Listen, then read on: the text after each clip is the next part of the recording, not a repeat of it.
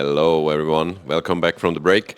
For a bunch of folks here, of course, it's super easy maybe to just contribute upstream to the open source project and so on, as we do that day by day.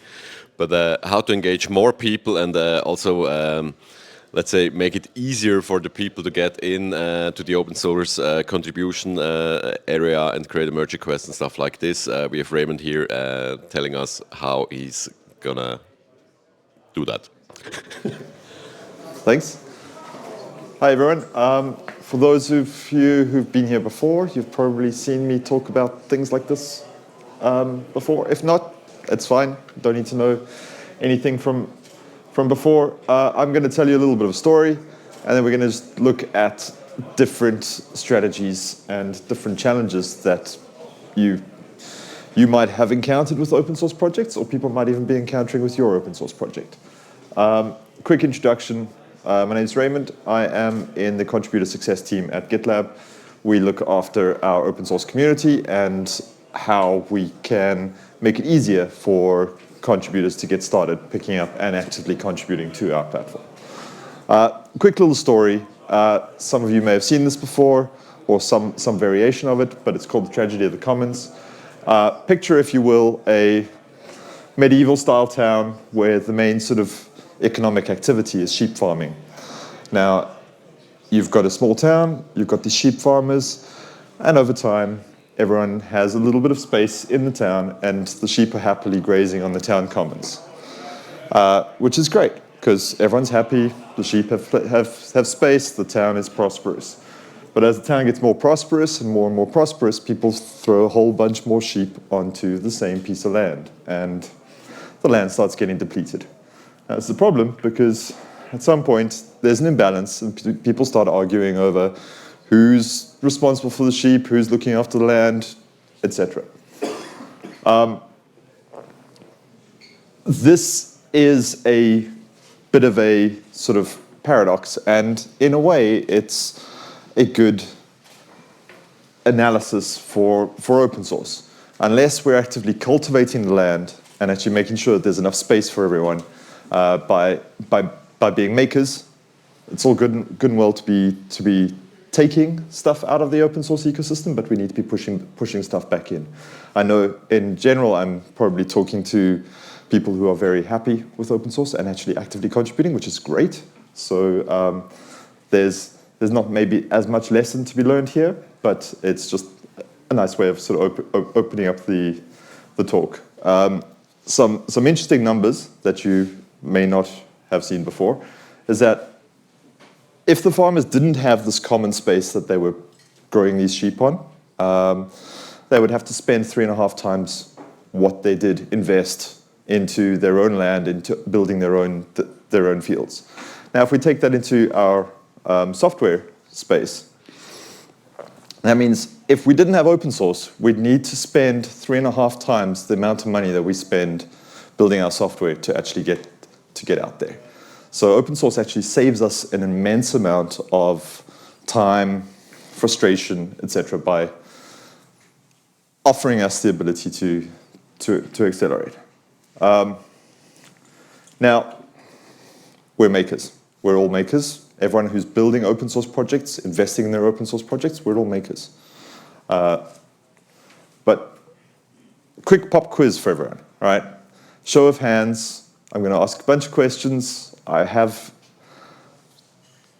a rough idea that the hands are probably going to decrease, like we've seen a couple of other people call. But yeah.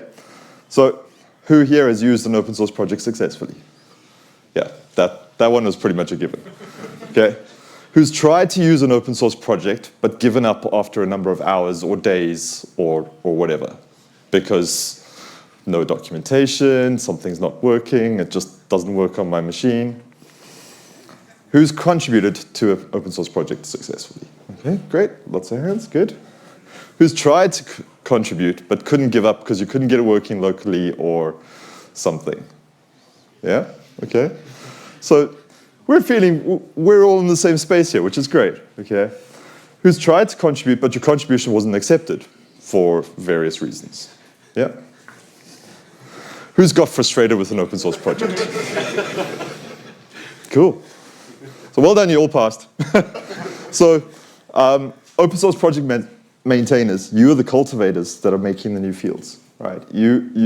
Your job is not just to, hey, I've shared my code public. It's public code does not an open source project make. Open source projects are about community. That's why we're here, right?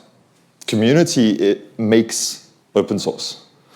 Open source is much more than just open code. It is that sharing of ideals. It's that sharing of knowledge. It's that sharing of experiences between developers, between organizations, and between like-minded individuals. So where do I start, right?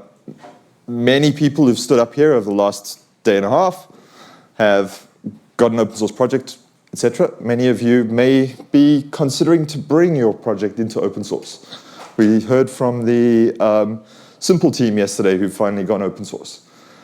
These are great steps, but now how do I grow that? How do I build the community around it? How do I start getting other people involved? How do I start getting those extra contributions in? So let's take it and break it down into a couple of sort of steps. All right. Before you do anything, know where you are now. All right. If you don't understand where you are today with your project, how many contributors you might have or anything like that, how are you going to measure any success going forward? Okay. Make a decision. Decide where you want to be. Set yourself some goals. Figure out where you want to go. Once you've got that, break that down into a couple of steps that you can take. Maybe sort of plan out a couple of actions, and then iterate. Work towards it. To bring this into where we are and where we came from, when I joined GitLab, we had a metric that our team was using, unique wider community contributors, which is a monthly thing. We were looking at how many contributors we were getting in monthly. We had a goal set, and we weren't anywhere near that goal. And the numbers hadn't really changed over the last several months, so we were like, well, okay, we've got a goal, we're going to work towards it, and we're going to iterate it. So we made a couple of changes over the last few years. If anyone remembers a talk I did here 2 years ago, we had a number of things we were doing in the community, and we've got some results now that we can look at and that we can be proud of. We finally made our number increase. It takes time. Investment takes time. It takes patience. You're dealing with wider community members. Open source has the challenge where you don't know who your customers are necessarily. So it's always a little bit difficult because you've got to make it and then kind of hope that they will come and have these conversations, talk to people. And sometimes you try something, it doesn't work, but at least if you have the numbers, you're measuring yourself, you have a way to figure out what the next step is. Anything else you might want to know? Okay, well, who are your contributors? All right, why are they contributing? So in many cases, there's various reasons why a contributor might contribute. Sometimes they're contributing for a little bit of personal learning. They want to learn a new language. They want to learn something specific. Maybe they want to learn something about microcontrollers or AI.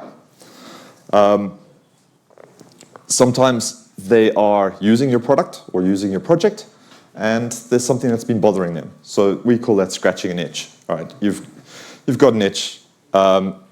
It's the easiest way to figure out what to do, how to make a change. One of the things I love saying is the best person to solve a problem is the person experiencing it, because they have the context. They understand the problem as more deeply. And sometimes contributors just contribute because they want some swag, right? It's absolutely fine too. So what do contributors need, right? It's, again, not just good enough to just have your code there, but sometimes they need your tooling. You need to be able to make sure that your whole tool chain is accessible to them, so that either they need to be able to build, to be able to run tests on their local machine, or at least have access to the pipeline so that they can push things in and figure out is this going to build, is this going to work? But other resources that they might need along the way. Sometimes it could even be hardware resources, whether you have a larger piece of software that takes a bigger machine to run and develop with locally. And then documentation. Documentation is so important, and it's the easiest thing to provide, and yet it's the hardest thing to provide. It's this sort of mystery thing out there, but if you have good documentation that is kept up to date, then at least people can self-serve that information. And then how can they get involved with your project? The more entry points you have for people to get involved, the better. So some people prefer to come in through sort of chat systems. Some people prefer to come in through issues. Some people prefer to do more design work. Maybe how do you attract front-end engineers versus back-end engineers? There's a variety of different methods that you can bring someone into your project, and there's a variety of different things. And something that a lot of people maybe don't think about when you're considering your open source project is, when does somebody contribute to open source?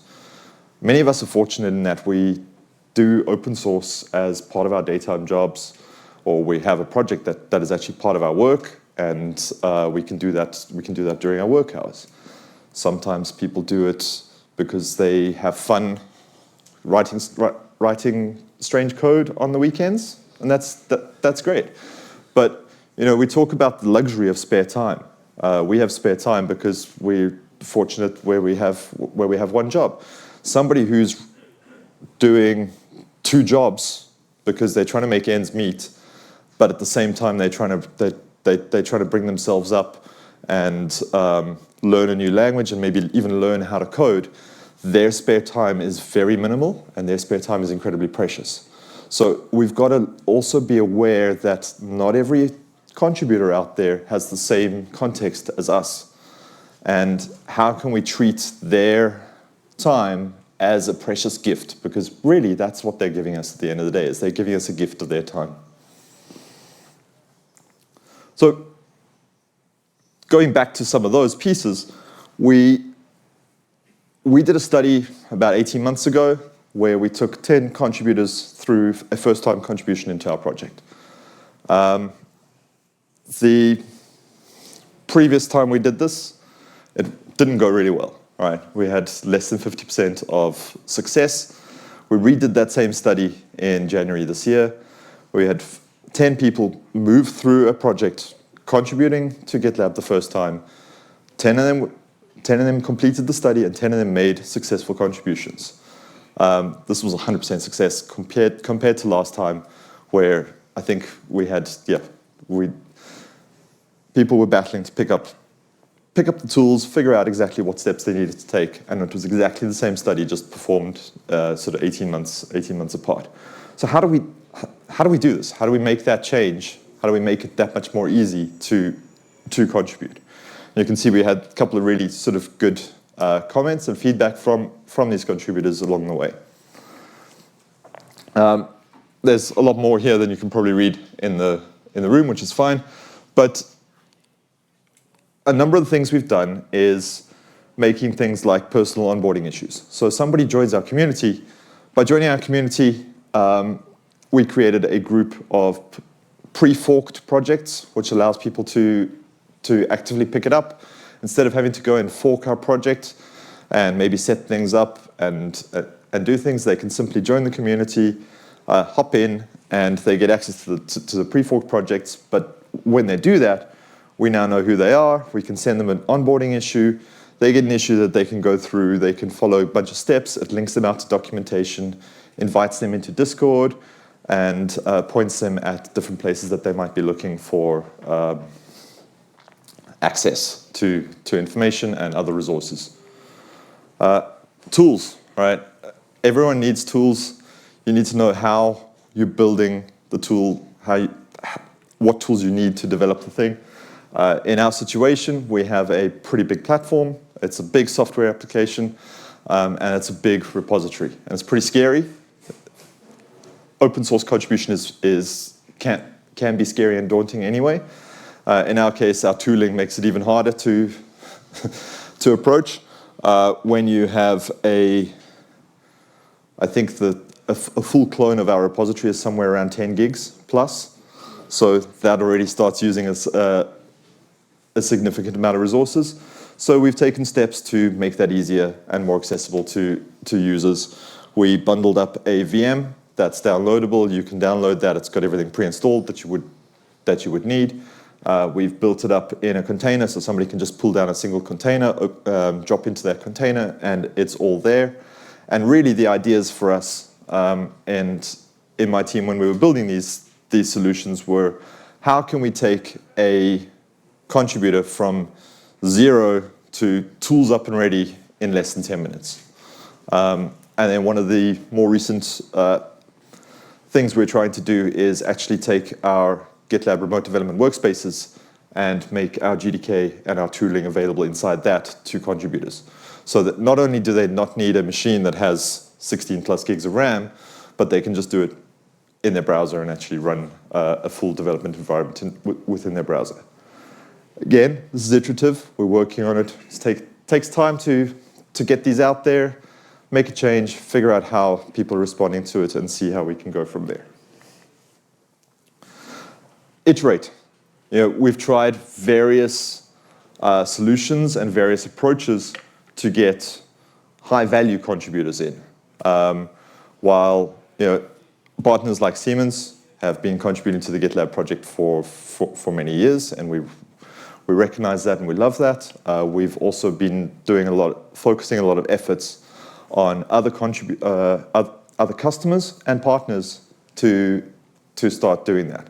Our latest effort there has probably gained the most traction with enterprises, where we have a program called Co-Create. And as a part of that, we invest a significant amount of time with the customer or the partner. We even send them an engineer for a week to really get them kick-started. We decide on a project together, and together we actually help them through those first several steps, possibly the first several merge requests, getting into the system, getting that contribution flow going, and making it that much easier. It's so much more easy to understand your way in a foreign code base when you have a guide than when you're just kind of trying to hack at something yourself. And a big lesson for that there is, don't be afraid to invest in developing those new high-value contributors, because those few engineers of the customer or the partner that we spend working with, they will go on internally to spread that information internally and possibly even recruit even more contributors within their pool. Another thing we did, we built a contributor platform. This is our primary platform is built in Ruby on Rails. This is a small little Ruby on Rails app that we run. It accesses our entire all the merge requests and issues coming into the system, all via public APIs. It is in itself an open source application, and in fact, some of our partners have been actively contributing. Just waving to one of our contributors at the back there. So the cool thing with this is that we've actually also been able to gamify the process of contributing. Unlike many open source projects, our project has I wouldn't say unique, but we have the constraint where community members can't necessarily become maintainers. It's just one of the restrictions we do have.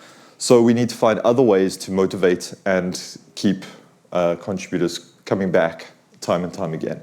So things like gamifying it, we've got, you can unlock multiple levels as you move up, as you keep contributing.